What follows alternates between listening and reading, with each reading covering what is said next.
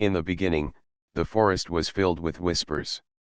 Not the kind made by people, but the quiet sounds that carried through the tall trees when something moved unseen. Everyone in the settlement knew what those whispers meant. They belonged to the predators that ruled the wild. These were not ordinary hunters. They were feared across the land for their sharp fangs, glowing eyes, and the speed with which they could tear apart prey. But this time, the whispers were different. The scouts who patrolled the edges of the forest brought news that no one had expected: the predators had cubs. The very thought of predator cubs sent shivers down spines. Cubs grew quickly, and they learned to hunt from birth. People believed that even as babies, they carried the same hunger as their parents. No one dared to go near them. Children in the settlement would whisper stories about glowing eyes in the night and claws scratching at the edge of the walls. Elders would warn everyone to stay away, saying, "If you see them young, it means their parents are close." Fear spread easily, and no one wanted to test fate. But whispers can also carry curiosity. The idea of predator cubs living so close was impossible to ignore. Some people wondered what they looked like. Were they smaller, perhaps softer? Or were they already terrifying shadows waiting to grow? From time to time, when the wind was quiet, faint cries could be heard from the woods. High-pitched, almost like the cry of a child, but edged with something sharp that made the heart race. Those cries kept people awake at night. Some closed their windows tightly. Others sat near fires, listening, wondering if the cubs were watching from the dark. Among the whispers of fear, there were also whispers of questions. Could the cubs be dangerous yet vulnerable at the same time? Could something so feared truly be raised in hatred alone? Some of the younger settlers thought differently from the older ones. They whispered to each other about the chance to see the cubs up close, to learn something no one else dared to learn. The elders shook their heads, calling it foolishness. Curiosity, they warned, was the first step to destruction. The forest seemed to breathe heavier each day. People felt the weight of unseen eyes. Some swore they saw shadows moving between the trees, smaller than the towering predators but too large to be harmless. Every rustle of leaves carried meaning. Every broken twig sounded like a warning. And yet, those cubs never showed themselves clearly. They were only whispers in the dark, hints of glowing eyes and faint cries, teasing the edge of human fear and courage. No one dared to walk toward the sound. No one yet. Curiosity is a powerful thing. While most people in the settlement tried to ignore the sounds of the predator cubs, there was one human who could not let it go. The whispers of the forest called to them every night. The cries of the cubs, sharp and lonely, stirred something deep inside. Fear was there, yes, but curiosity was stronger. Instead of shutting the window at night, this human kept it slightly open, listening to the sounds that others tried to block out. They wanted to know the truth hidden behind those cries. Each day, when others worked in the fields or repaired the wooden walls of the settlement, this human's eyes always turned toward the forest. The trees stood tall and dark, like guards holding secrets. Sometimes, in the distance, a shadow moved. It was never clear, never enough to see what it really was, but just enough to make the heart race. Others would look away quickly, pretending they saw nothing. But this human would stand still, staring, trying to catch every detail. At night, by the fire, stories of the predators were told. Old voices spoke of blood and claws, of hunts that ended in screams. The predators were painted as monsters who ruled through fear alone. But as the fire crackled and shadows danced on the walls, this human wondered if the elders were leaving something out. If the cubs were truly as heartless as the tales claimed, why did their cries sound so lonely? Why did they sound like they were searching for something? The more questions rose, the harder it became to sit still. The human's heart pulled them toward the woods, though every step closer felt like a step into danger. They remembered the warnings: stay away. If you hear them, do not answer. If you see them, Do not follow. But warnings often make curiosity burn brighter. One evening, while the settlement was busy preparing food and the guards were distracted at the gates, the human slipped out. The air outside the settlement was different. The forest smelled of earth and leaves, cool and heavy. Each step crunched softly on fallen twigs. The cries of the cubs were faint but clearer than before, guiding like distant bells. The humans' hands shook, but their feet did not stop. Every part of their body screamed to turn back, but the questions in their mind pushed them forward. What did the cubs look like? Were they as terrifying as the elders said, or was there more to them? When the cries grew louder, the human froze. Somewhere ahead, hidden behind thick bushes, was the sound of life. The human's chest rose and fell quickly, heart pounding. For a long moment, they just stood there, staring at the shadows. Then, slowly, carefully, they crouched low and leaned closer. The whispers of the predator cubs were no longer far away. They were right there, just a few steps beyond. And for the first time, the human felt they were on the edge of discovering something no one else dared to know.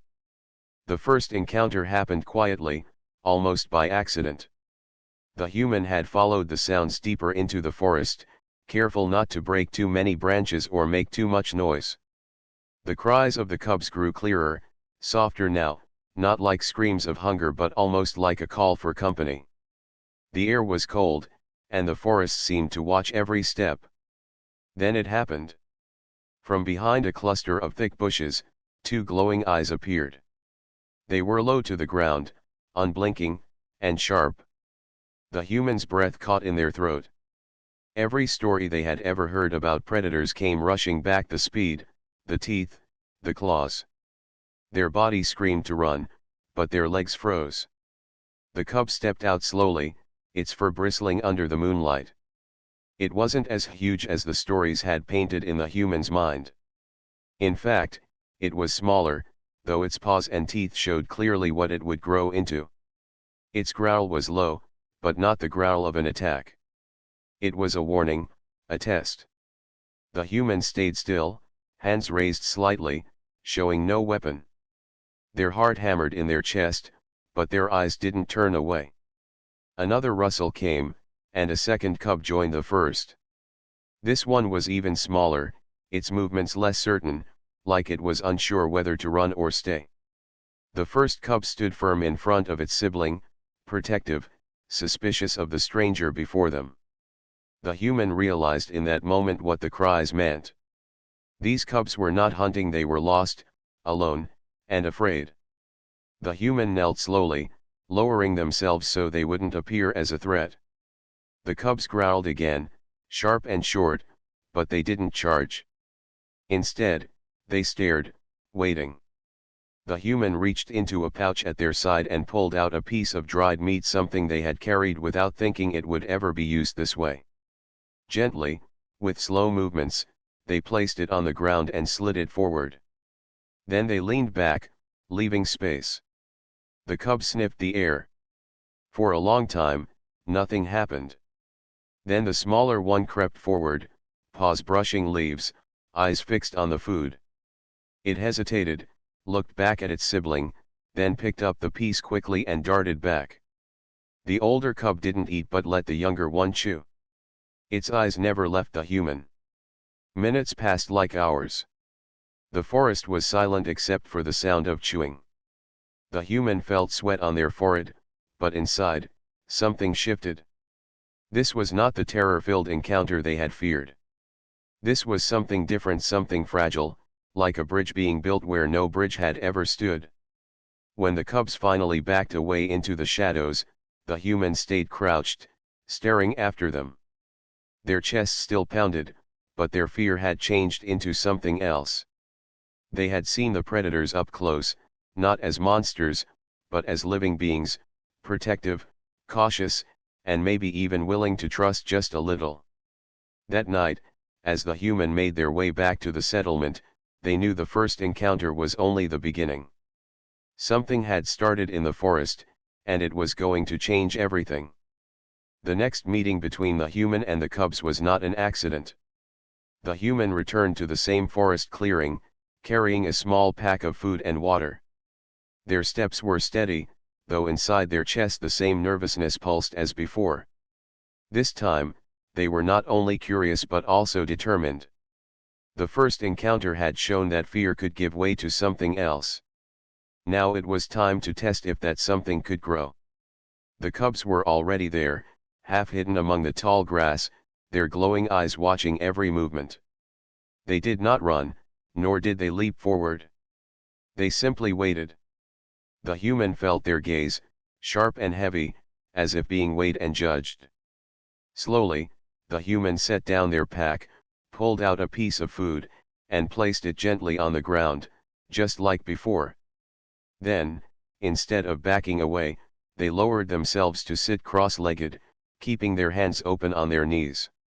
This was the gesture. Not a command, not an act of dominance, but a sign of respect. The human showed that they were not there to control the cubs but to stand at the same level. The forest was still, the only sound being the rustle of leaves in the cold wind. The older cub stepped forward first, its muscles tense and movements calculated. It sniffed the food but did not touch it. Its amber eyes locked with the human's, as if asking a silent question. The human nodded slightly, as though answering, "Take it, it is for you." After what felt like an eternity, the cub bent down and picked up the offering. It chewed slowly, never breaking eye contact. The younger cub followed, more confident this time, grabbing its share before retreating behind its sibling. The human did not move, did not speak. They simply sat there, breathing calmly, showing they accepted the cubs as they were. And for the first time, the cubs seemed to mirror this calmness. Their growls were gone, their stances softer.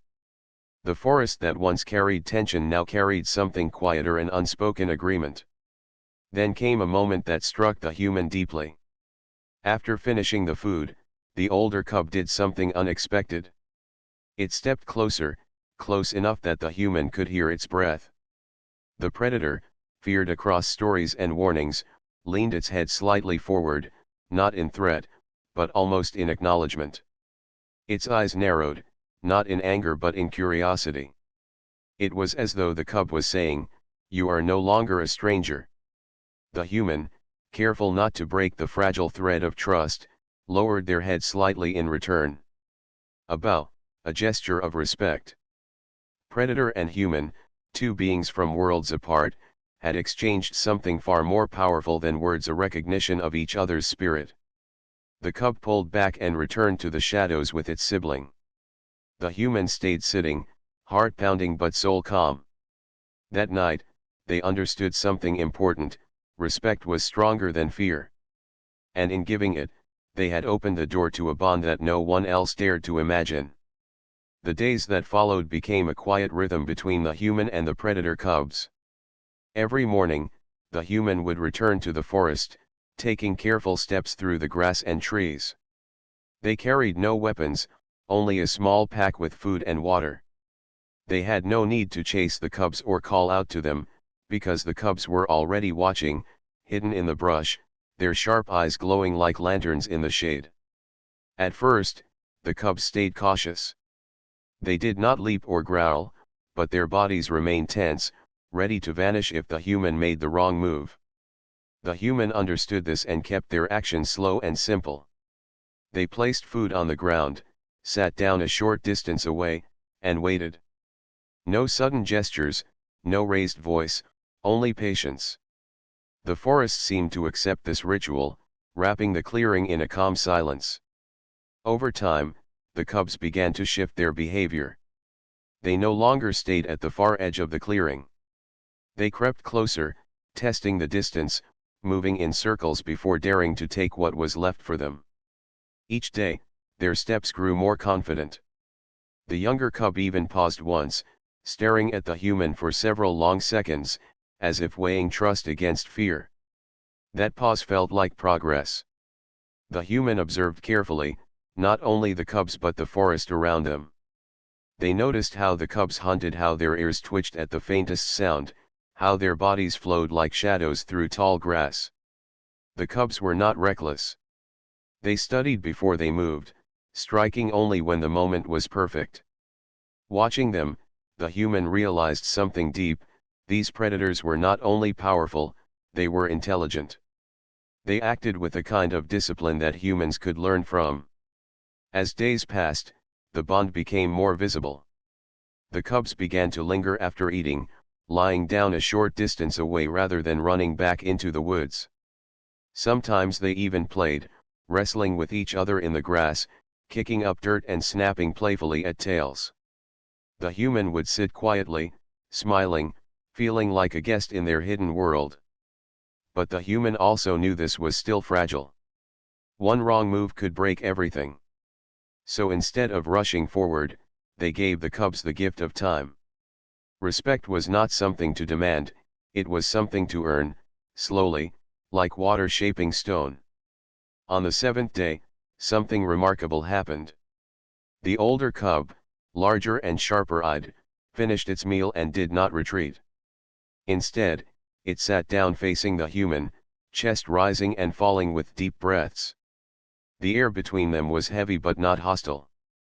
The human stayed still, heart racing but calm on the outside. That moment was no longer about food or safety, it was about understanding.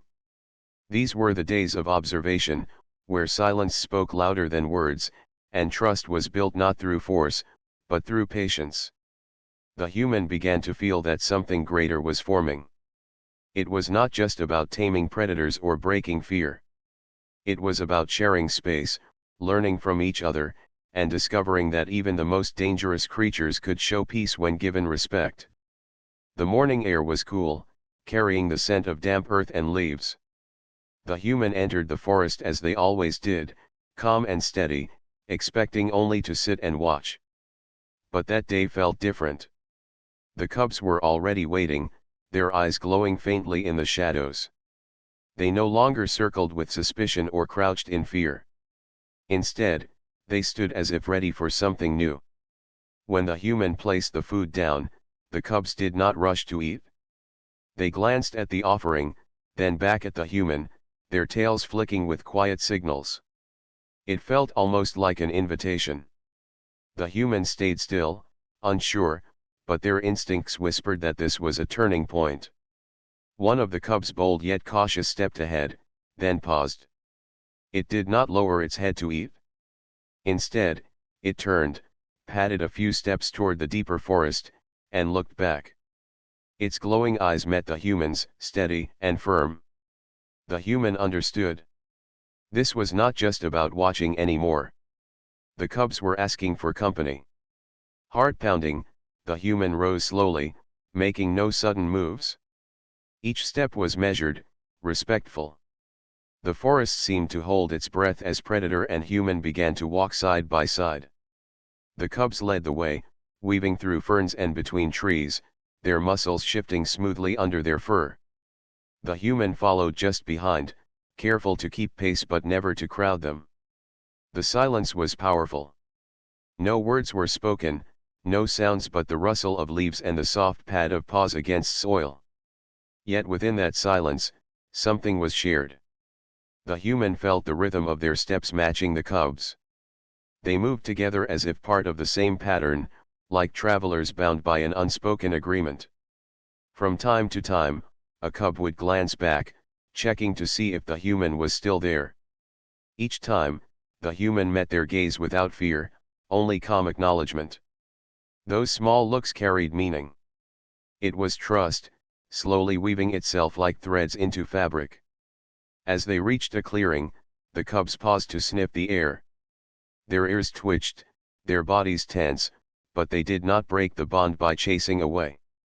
Instead, they continued forward, and the human walked with them as if they had been part of the group all along. The trees stretched high above, filtering sunlight into golden beams that made the moment feel almost sacred.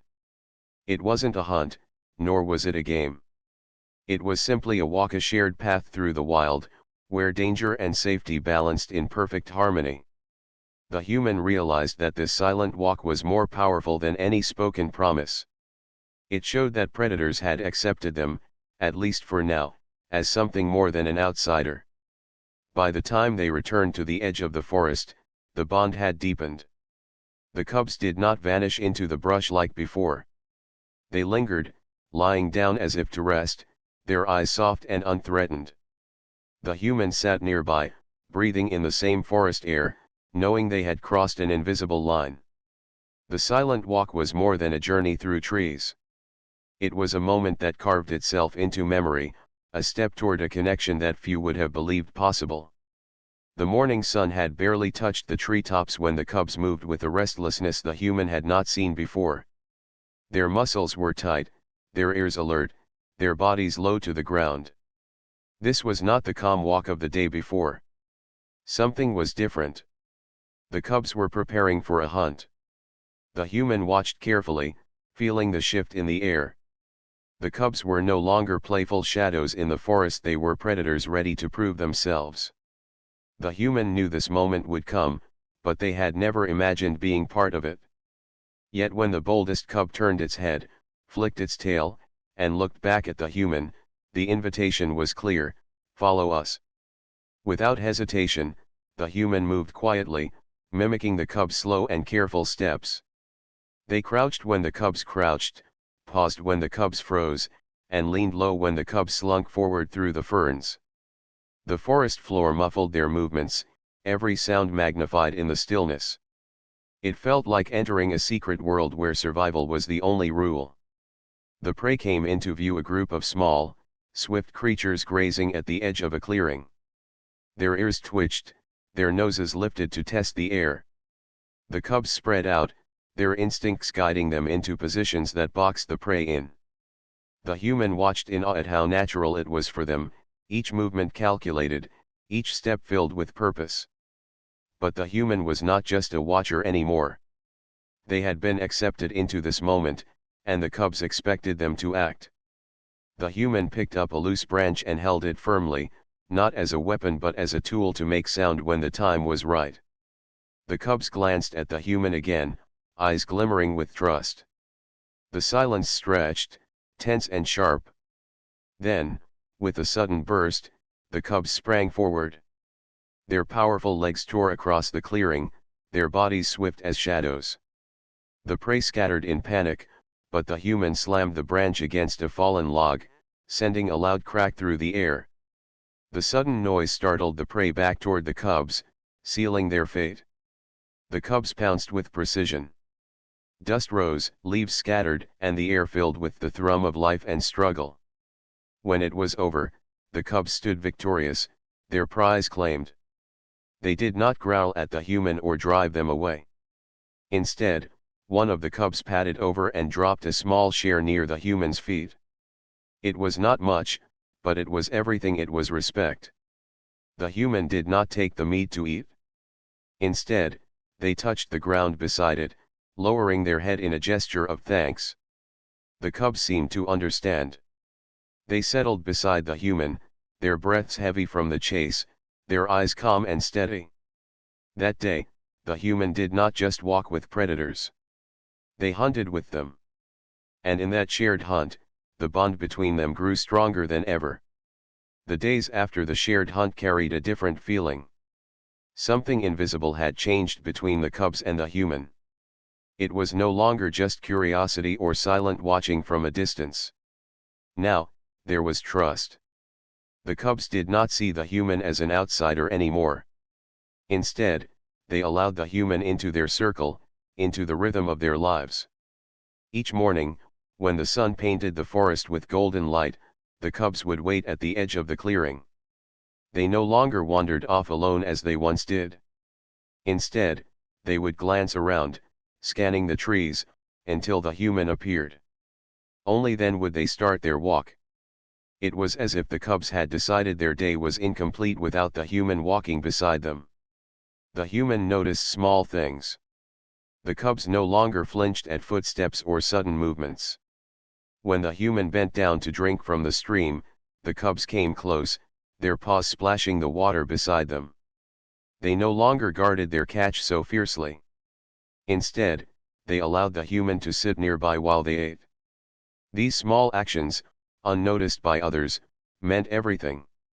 They were the quiet signs of a growing bond. One afternoon, while resting under the shade of an old tree, the boldest cub crept closer and brushed its head lightly against the human's arm. It was a brief touch, quick and uncertain, but it carried the weight of acceptance.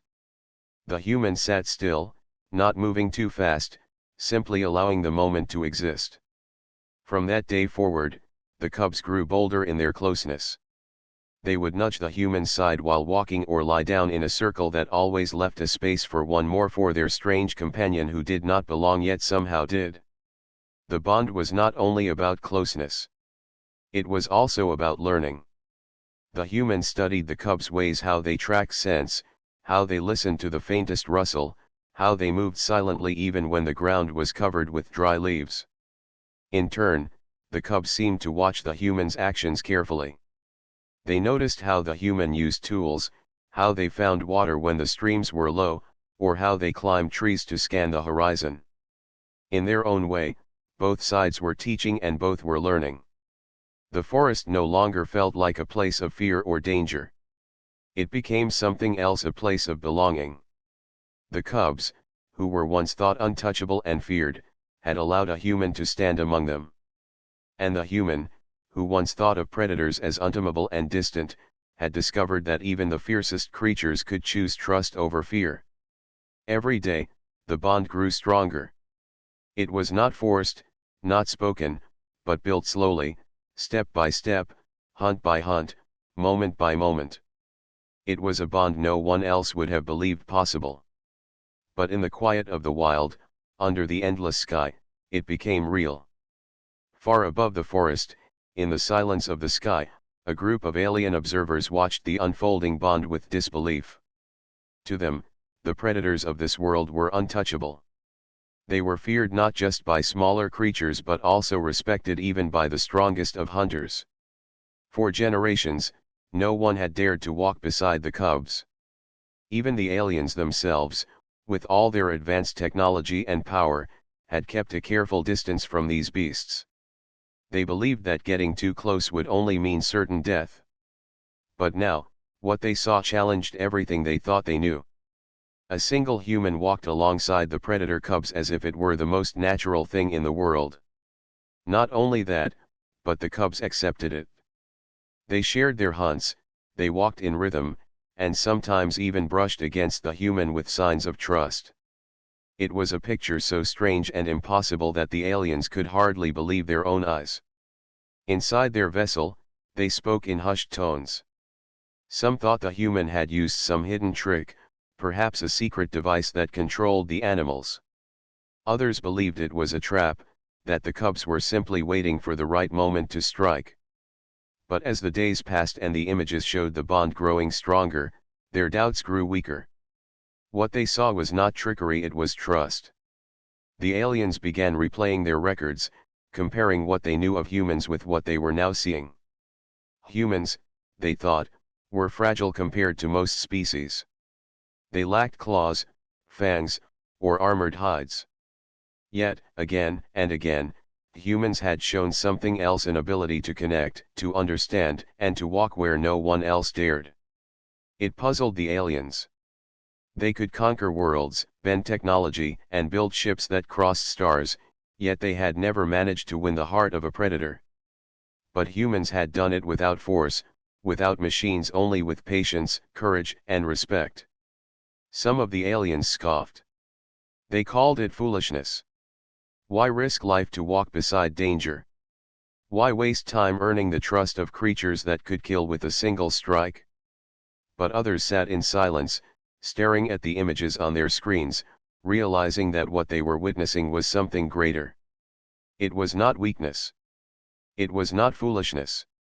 It was a kind of strength they had never understood before. The disbelief turned into unease. If humans could bond with the fiercest predators of this world, what else were they capable of? If they could turn fear into trust here, then perhaps they could do the same anywhere. And in that thought, The aliens saw something that unsettled them far more than claws or fangs ever could. They saw the beginning of a truth that humans carried within them, a power no technology could imitate, and no empire could easily defeat. And so, from their vessel high above, the aliens continued to watch, stunned and silent, as the bond between human and predator cubs grew stronger, rewriting everything they believed about strength, danger, and survival. Long after the first steps were taken beside the predator cubs, stories began to spread. At first, it was whispered among hunters and travelers about the human who walked without fear, who chose not to fight or flee, but to trust. The cubs, once thought to be untouchable and wild, had accepted this strange companion as one of their own. What began as disbelief slowly turned into wonder, and from wonder into something much bigger, a legacy. The predators grew, as all young ones do. Their teeth sharpened, their bodies grew strong, and their instincts became sharper with every passing season. Yet the bond they had built with the human did not fade. They still returned, still allowed the presence of the one who had stood by them in their youth. The bond had been sealed not with chains or commands, but with patience, respect, and silent understanding. People who once avoided the predators at all costs began to see them differently. They realized that danger did not always need to be met with fear, and that strength was not always about weapons or force. The human who had first walked beside the cubs showed others a new way, one where trust could bridge the widest gaps. Soon, stories spread not only among humans but across alien ears as well. And in those stories, the predators were no longer just beasts to be feared, but symbols of something greater, the power of connection. The aliens, still shaken by what they had seen, carried their observations back to their councils and leaders. They argued over it for years, trying to explain how such fragile creatures could achieve what advanced civilizations had failed to do. Some dismissed it as luck, while others warned that this ability made humans far more dangerous than anyone had realized. Not because they controlled beasts, but because they formed bonds with them. They did not conquer through fear, they grew stronger through trust. Generations later, children would sit around fires, listening to the tale of the human who walked with predator cubs. The story was retold not as a warning but as a lesson. It became a reminder that the greatest power was not in domination, but in understanding. Those who heard it learned that even the fiercest walls of fear could be broken if one had the courage to take the first step forward with open hands instead of raised fists. The predators themselves became a living part of that legend. Their kind was no longer seen only as a threat but as proof of what was possible when barriers of fear were crossed. Even as the human grew older, the bond remained strong, and the cubs, now fully grown predators, never forgot the one who had walked beside them. And so, the legacy of trust lived on. It was written not in books or carved in stone, but in the way people spoke, the way they chose to face fear, and the way they remembered that moment in time when a single human dared to trust and in doing so, changed everything.